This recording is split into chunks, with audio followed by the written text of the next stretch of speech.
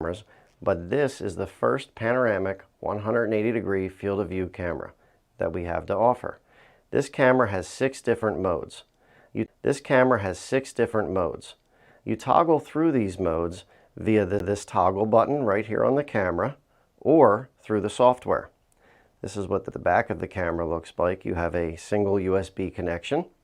This camera offers 6 different modes, as I stated, and those modes are as follows. The compose mode, which is a panoramic view that, along with optional close-ups using people tracking.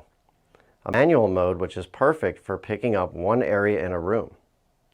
An auto-framing mode that automatically frames people in a room. And then a grid mode, which is very interesting. This mode uses people tracking to track each participant in a separate window, up to 4 windows. There's a speaker mode that detects just the presenter. This mode is ideal for classrooms.